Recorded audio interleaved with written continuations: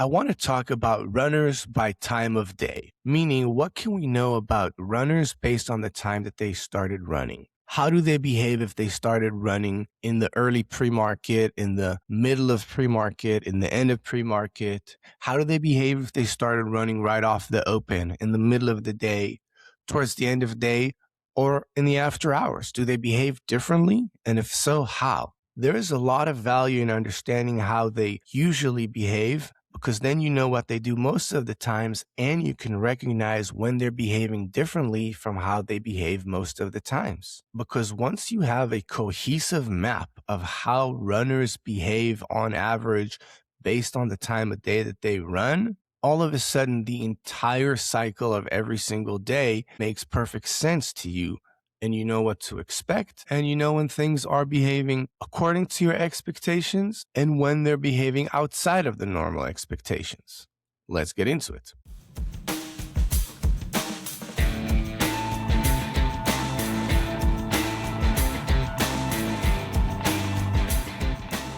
All right. Welcome to today's video. We're talking about runners by time of day. How do they normally behave, and what do outliers look like? So first of all, I want to properly define what we're talking about.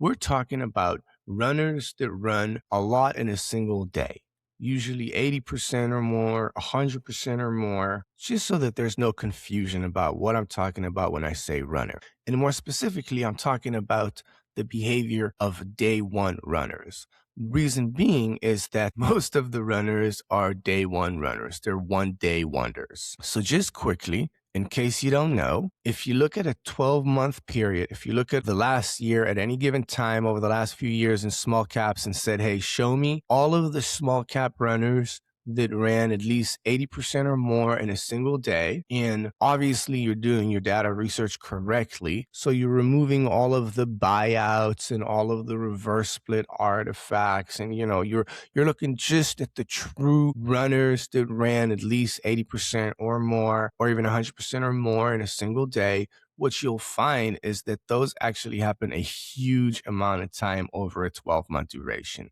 A couple thousand times, actually. And of those couple thousand runners, 80% of them print their highs the same day that they ran, and then the next day, nothing. And the next day after that, nothing. Like they don't come back to those highs anytime soon. They're a 1 day wonder. But the remaining 20% do go the next day and sort of visit that high from the day before. But just because they go and visit that high from the day before doesn't mean that 1 in 5 runners is going to make you money if you hold it. That's not what that means. What it means is that maybe it just barely visited that high the next day and then splat, nothing. Or they just cleared that high by a little bit. They went a couple of percentage points higher and then splat. Nothing. But there is a small percentage that really keeps going. It goes way over the high of day one, either the next day or the day after that or the day after that, right? We call that a multi-day runner. So I'm just setting the scene here so that you know what we're talking about and that you understand the distribution of one-hit wonders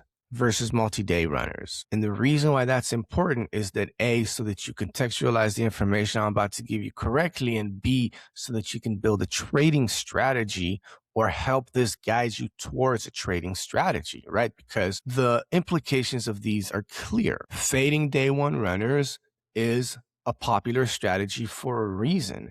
And finding the multi-day runners is a little tricky because they represent a small percentage of the runners. So understanding the behavior of runners by the time of day is really helpful because A, if you want to fade them, then this can help guide you towards fading them a little bit better. And B, if you want to avoid the multi-day runners as a short or catch the multi-day runners as a long, then this helps you as well because they are the exception to the rule. They're the anomaly. And understanding the baseline helps you recognize when an anomaly is happening. So what is this chart that I'm showing you on the screen here? This chart simply asks the question, when did the high of day happen for runners based on when they started running? So for example, if we're looking at the 4 a.m. runner, it's telling us that 4 a.m. runners most of the time, more than 60% of the time, they peak in the pre-market. But there is still a substantial amount of time that they peak in the regular trading hours, and a very, very small percentage of the time they peak in the after hours. And the more you move right in the timeline, the more you see that distribution shift. So 8 a.m. runners still mostly peak in the pre-market, but there's now a much more substantial portion of them that peaks in regular trading hour, and slightly more of them that peak in the after hours as compared to the 4 a.m. runners. And the more you move right in the timeline, the more that distribution shifts. So I want to explain the baseline of the behavior of runners by time of day with a metaphor. The metaphor is a human runner, like an athlete that runs. And let's say that you find yourself an athlete and you say, hey, I want you to run as fast as you can, as long as you can. Now, in real life, people sprint for a couple of minutes, but the reality is that for stocks, on average, they tend to run for a few hours, right? So let's say that our imaginary sprinter can run for a few hours.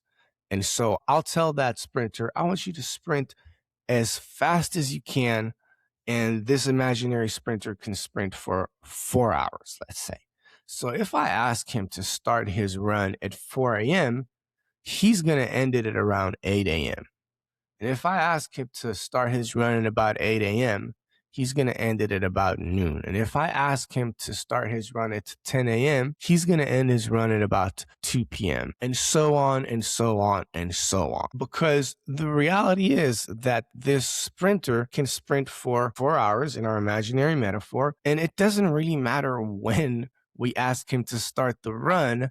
The duration of the run is going to be the same. That is the baseline to understanding runners by time of day. That's what I learned when I did this research about runners by time of day. You see, I came into this research with biases, with things that I thought I already knew. I said, well, most runners peak before the open in pre-market, or most runners peak before 11 a.m. of the runners that make it past the open. And those are the truths that most of us know about small cap runners, right? But it didn't dawn on me that runners come at all hours of the day and that they sort of all run for around the same amount of time. But the reality is that with these crazy runners that run a ton of percentages, they're basically a sprint. And that sprint has an average duration time regardless of when the run starts. So basically, if a stock starts running in the early pre-market, most of them tire out before the market opens. And sure, some of them make it till the regular trading hours, but very few of them make it to the after hours session. And if we go all the way to the right, if we think about runners that start in the after hours, then most of them are still going to peak in the after hours, but a decent proportion of them are going to make it till the next day, till pre-market, and the smallest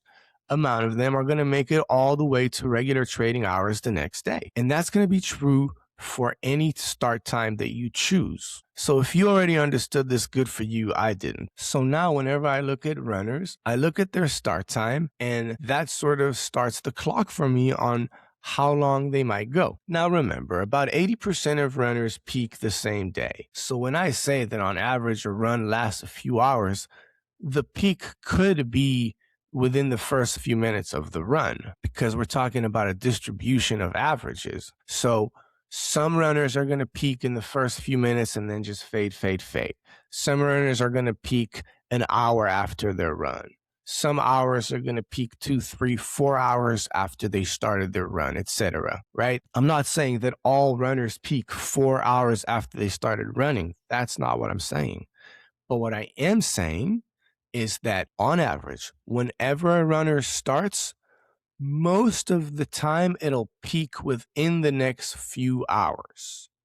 So more than 50% of the times when a runner runs a significant amount, it'll peak within a few hours after it started running. And so that's why what the distribution that you tend to see is that a runner that started in the beginning of a session, let's say pre-market, most of the times its peak is going to be in that session. Some of the times the peak is going to be in the session right after, and a very, very small percentage of the time the peak will be in the session after that. And sessions, when I say sessions, I mean pre-market, regular trading hours, or after hours. So if something started running at 4 a.m., most of the time it's going to run out of air by the time pre-market comes. It already peaked in pre-market. Sometimes it's going to have enough energy to keep going and put its highs in the regular trading hours in a very, very small amount of time. It's going to have enough action in it to run in the after hours. It's sort of a fractal of the statistics above it. So remember how 80% of day one runners peak same day, but some go to the next day. It's a fractal of that. So if something starts running right before the open, it has a much higher chances of printing its high of day in the regular trading hours because it just started its run recently, right before the switch between the pre-market session and the regular trading hour sessions. And the same is true for runners that start at, let's say, 3 p.m. They have a much higher chance of printing their highs in the after hours because the run just started right before the switch in the sessions. And of course, the same is true for after hours runners. If you have things that started running in the after hours, then there is going to be a decent amount of spillover to the next day to pre-market. So stuff that started running in the after hours still has a higher chance of mostly peaking in the after hours, but there will be a substantial amount of runners that will find themselves peaking in the pre-market the next day, and a very, very small minority of them that will peak in the regular trading hours. So that's your baseline. That's your baseline of how you look at runners based on the time of day that they started running. And as far as anomalies, well, anomalies are when something is not behaving in the way that it quote unquote usually does. So I'm going to summarize the baseline in a couple sentences, extremely, extremely simple. Most runners peak in the session that they started running in, session meaning pre-market, regular trading hours, or after hours. About 65% of runners peak in the session in which they started running. And then about 25% of runners peak in the next session, the session after the session in which they started. And then the rest, the remaining 10%, have enough gas in the tank to keep going for the third session or even more. Those are the multi-day runners. Now, these are rough numbers, but that's the baseline. Runners tend to peak in the session that they started in, or if not in that session, then in the session right after that. If they started running in pre-market, they're going to peak in pre or regular trading hours. If they started running in regular trading hours, they're going to peak in that session or in the after hours. If they started running in the after hours, they're going to peak in that session or in the pre-market the next day. That's it. Simple, right? Now, nothing in trading is standalone. No trading wisdom that you will learn is enough on its own. It's dynamic. So one of the concepts that I think it's very important that you incorporate when looking at this is the dollar volume. So if you remember from past videos, we spoke about runners and how much they can run based on the dollar volume that they have in them. Simply put, the lower the dollar volume, the less the average run for runners that run. The more the dollar volume, the more percentage they run. Super basic, super simple, obvious. Sometimes obvious is true. And even though we're talking about runners by time of day and when they print their high of days, meaning to say how long they can run on the time horizon, right? Because that's what we're really looking at here. When something starts to run and when does it usually print its high of day? So really, how long on the time horizon do runners run until the time that they peak? I think it's still very important to incorporate the dollar volume into this and say, am I looking at something that's trading a lot of dollar volume, a little bit, a medium amount? Because we're talking about averages and percentages. How long does a runner usually run on average? Well, okay, sometimes it could run more or less than its average. And one of the biggest indicators that could tell you if it could go over or under is the dollar volume. If the dollar volume is low, then you could bet the under on the amount of time that this thing will run, or rather, how fast it's going to reach its high of day. If the dollar volume is low, then you can sort of assume that it might reach its high of day faster and the fade will start sooner, and vice versa. If you're seeing something that has a very, very high dollar volume, then it might take some time before it reaches its high of day. It has a better chance of being an outlier to the statistics. Now, I want to talk a little bit about the anatomy of a trading day, and then let's take a look at some examples of actual runners from the past week. So by and large, what causes small cap runners to run is either PRs that come out and give it good news and causes people to buy the stock, or quite honestly, manipulation. Riggers that come into a stock and say, look, I'm going to run this because I have some sort of an agenda. Most times, the agenda for riggers tends to be tied to dilution. So there'll be these liquidity pumps that run stocks right before they're about to offer.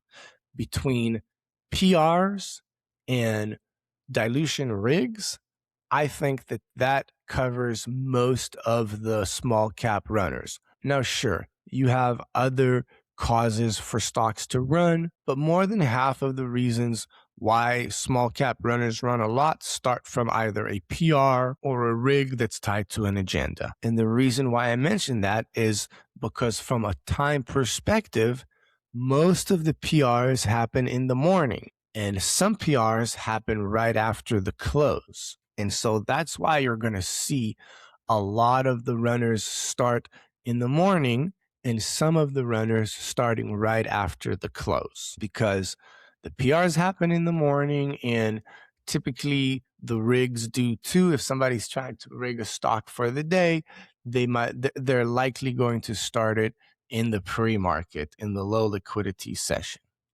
Now, not always. Again, you have PRs happen all day. You have rigs starting all day. But just if we're being honest, the majority of them do happen in the times that I mentioned. Now, let's take a look at some examples just from the past week. I'm not going to go and cherry pick from a whole year and try and show perfect examples. On the contrary, I think the value is to look at an average week and see what it shows us and how it correlates with the data. So let's start running quickly through a lot of the names that made a move this past week. Let's note when they started their run, where the high of day was, and what happened afterwards. And let's see if it jives with the data. AGH started its run in the morning, peaked in the morning, faded ever since. SOAR, funny enough, is showing us two examples at the same time. Here, it started running in the pre-market, peaked in the pre-market, and faded. Here, it started running in the after hours, peaked in the after hours, and faded ever since. And so the takeaway from the research is true both times in a single stock in two separate sessions, in that the takeaway from the research is that most times stocks peak in the session that they started running in, and that the dollar volume matters. And so here we see low dollar volume, low activity on both of them. And so the run was not only in the same session that it started, but that remember that when I tried to incorporate the dollar volume into this equation, saying that the lower the dollar volume, the weaker the pop probably will be, and the less sustained the pop probably will be. And so you see that here exactly. It peaked in the same session that it ran, and the dollar volume was low, so it was just a pop and drop. AZI belongs in the middle group, right? Most stocks peak in the session that they started running, say 60% or so, 60 something, and then 20 something percent peak in the next session. So that's what AZI is. AZI started running in the pre-market, peaked in the regular trading hours, and then faded. And from a price action analysis perspective, from a price action trading perspective, this was a weak pop because, as you may know or not know, when we're looking at pre-market runners that are trading over their pre-market highs in regular trading hours, true strength is holding above the pre-market highs and trending above the pre-market highs. So if we take a look at this, yes, it traded over the pre-market highs, but if you were trying to get long this anywhere, it never really trended over it. It downtrended over it and then eventually broke below it, but it never gave you a trend over it. So yes, this kept going and making new highs in the next session in the regular trading hours versus the pre-market where it started, but it just breached that level and then downtrended ever since. So that's good to note. I mentioned that because, again, the whole point of you watching this video is trying to figure out how to use this information to build a trading strategy or refine a trading strategy that you already have. And so when you're trying to figure out how to use this video to help you trade, there's really a couple of ways that you could do this. You could say, okay, I'm trying to understand what stocks normally do and then trade that, meaning to say I'm trying to fade stocks in the same session that they started popping in, or I'm trying to fade stocks in the next session, or vice versa. You're trying to long them. You're trying to say, well, this is the one that's going to be the outlier. And the best indicator to when things are behaving differently is in relation to the previous session. Meaning to say, if something started running in a specific session, let's say pre-market, and then regular trading hours comes, and this thing is still not breaking down, it's threatening to take the highs of the previous session, as it's doing right here, then that's an important thing to note, because it's telling you, hey, 60-something% of the times stocks peak at the session that they popped. This is not one of those 60% of the times. So it's important to know that. But it's also important to know that still, the majority of the time, this is not going to make new highs in the next session after that, because we know 60-something% of the times a pre-market runner peaks here, 20-something% of the times it'll peak in this session, and only 10% of the times it'll peak in this session. So you could be on the hunt for that 10% of the times. You should be on the hunt if that's the strategy that you want to go for. But it's important to note that if you're trading this on the long side, thinking this is going to be that 1 out of 10 that keeps going, then this line, the key line between the high of this session and the break of that high in the next session, that's really, really the line in the sand. So it's really, really important for you to notice how it interacts with this line. And that's true for the short as well, right? You might be hunting for longs for that 1 in 10 that goes higher, or you might be on the opposite side. You might say, no, this is going to be how it usually goes, where it's not going to go make new highs in yet another session. So this line is important for you, regardless of which side of the trade you're on, and the general understanding that stocks don't tend to last beyond a second session, but sometimes they do. That's also very important to know so that you can choose which strategy you're trading and know when that strategy is right or wrong. On BIAF, again, the same story. Started the run in the pre-market, made its highs. This was in the mid group that made its highs after the pre-market, and over here in the break of the pre-market highs, you actually did have a trend. So if you traded this long off of the pre-market high reclaim, then you actually did make some money. But the statistics still prevailed at the end of the day. So from a day trading perspective, if you traded this long, you got a winner. But if you were short and you were either stubborn or patient, depending on your price average, then you still got let out at the end of the day. Now, personally, I suspect that this is one of those 20% of times where the next day we might still see highs here, although, you know, the stats are against it. But here's your line. This line the behavior that it will have against this line come Monday will be the clue. ELPW is another example that shows you the behavior across different sessions, because most of these runs are pre-market runs. This is a pre-market run that peaked in pre-market. This is a pre-market run that peaked in pre-market. But a couple of the times it shows you an after-hour run that peaks in after hours, right? So here you have ELPW when it ran at 4 p.m. and it peaked at 6:30. So it peaked in the same session. It runs in pre-market, peaks in pre-market, runs in after hours, peaks in after hours. So you could see that by and large, they do really act this way most of the times. Now let's keep going. INKT, pre-market runner, pre-market high of day. KALA, pre-market runner, pre-market high of day. KIDZ, pre-market runner, pre-market high of day. LRHC, pre-market runner, pre-market high of day. And the same thing is going to be true if you take a look at MIMI or MRNO or NXPL or OLOX, OORBS or SCNX. All of these ran this week. They started running in the pre-market. Most of them peaked in the pre-market, with a couple of them peaking in regular trading hours. I gave you the names. Feel free to browse the charts if you're interested. The one exception is SXTP. There was a pre-market runner, so to speak. It popped to 7 a.m., gave it all back, came back. And then once it passed its pre-market highs, it really gave a nice trend into end of day. And not only that, but the next day it popped right over the highs of the previous day and then faded. And so I want to use this opportunity to remind you of what I said in the beginning of this video, or towards the beginning of the video, when I said, look, 80% of the runners peak in the same day. 20% of the runners go and visit the high the next day. But remember when I told you that just because 20% of the runners go and somehow visit the highs the next day, that doesn't mean there's actual strength there. It doesn't mean that it's worth it for you to hold. It doesn't mean that 1 in 5 times if you hold a runner, you'll get a winner.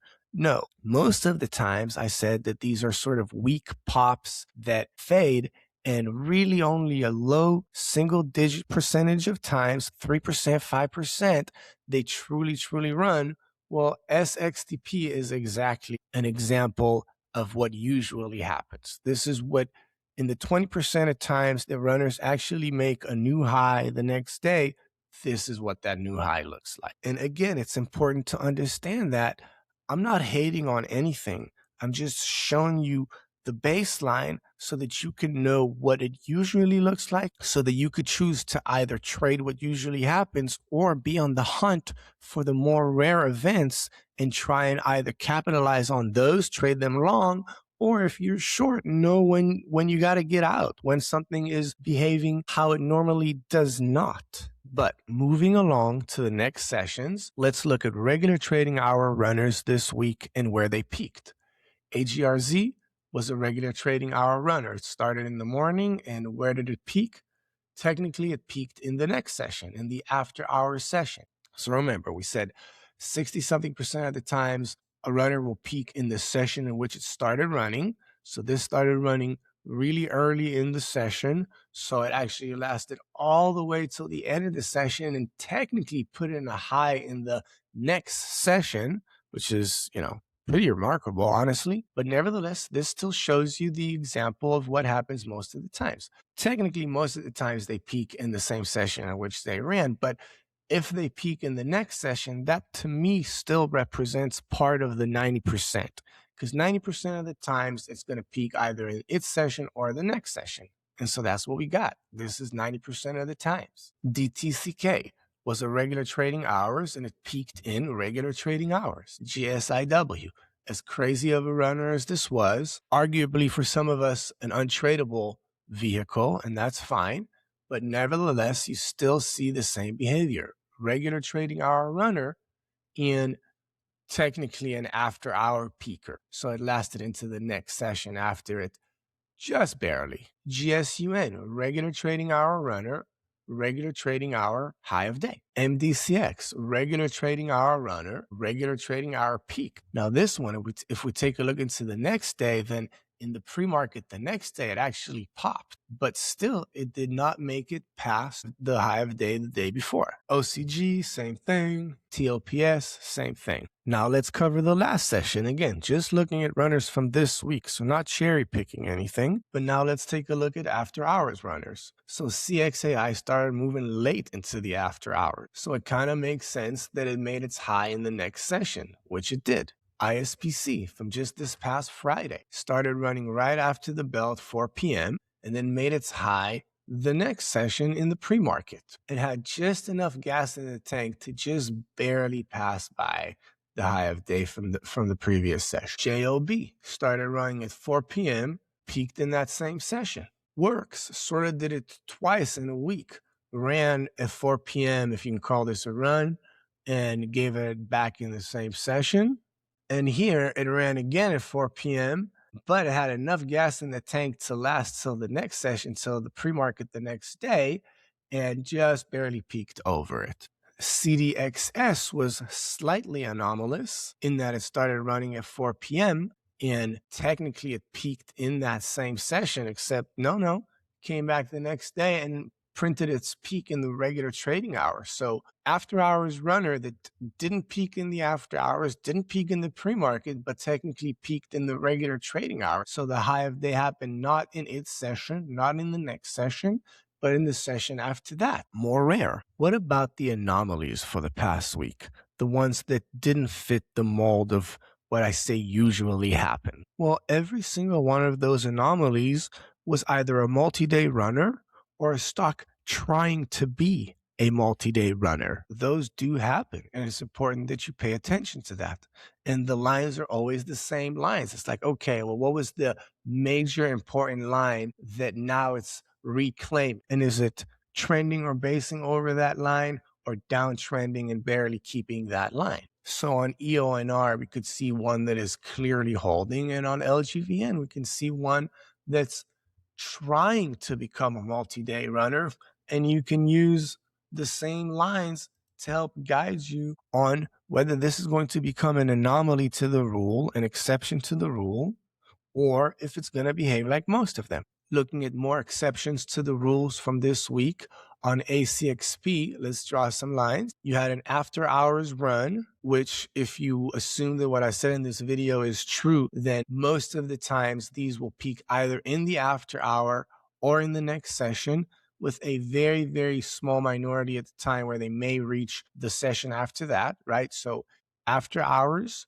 quote unquote, should have peaked in the after hour sessions or in the session after that, the pre-market right here. But in regular trading hours, it just peaked over, which could still tell you, oh, okay, the last hurrah. Statistically speaking, it's likely that this was the last hurrah, except that in the session after that, now we're sliding into the fourth session, right? After hours, one session, pre-market, second session, regular trading hours, the third session. The next after hours is now the fourth session. Now we have a breach of this key and trading over that and really never looking back from there. So it's as important to know what usually happens as it is important to know what sometimes but not usually happens. It's important to know both sides of the coin. They're connected.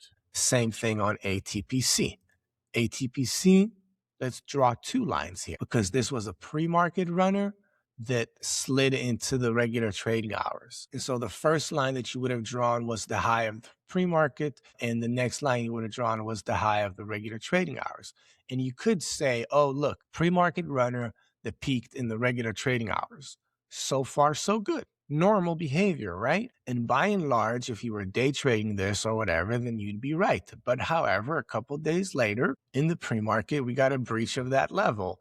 And just using those two lines, you could still see how relevant those two lines were. Now, I don't want to make this video too long. There's no need to make this video long because the takeaway from this video is simple and short. The takeaway is that 80% of runners are a one-day wonder. And even if you break that down into sessions, most runners peak either in the session that they ran most of the time or to still a significant amount of time the very next session after that. But by and large, that's about it. However, some of the times they do slide into running beyond that. Those are the multi-day runners. They're rare, but they do happen regularly because, like I said, we do get thousands of these runners a year. So even 5% of thousands is still 100 or a couple of hundreds at times a year. It's substantial. So that's really the simple thing I'm trying to talk about and show in this video. And I want to remind you again, no single wisdom or trick is enough for you to trade with. As I told you in the beginning of this video, it's important for you to, at the very least, overlay this with dollar volume to give you a better chance to make a more accurate read, because we're making these reads in real time, not after the fact. And of course, you need to know everything else. Is there a PR? Isn't there a PR? Are we in a hot cycle? Are we in a weak cycle? What is the float of this thing, etc., etc., etc. So you can use this as a general guide to what things normally do. But of course, I'm sure you understand that just because things normally do something doesn't mean they do them all the time. This is just another video in which I try to illuminate another small part of small caps behavior, and hopefully I'll make a lot of these videos, and together all of these videos could be some sort of a map by which you read the behavior of small caps. Thank you for listening. I hope this video helped in some way. As a reminder, we have a Discord room that you're very welcome to come and join. I'll see you in the next video. Peace.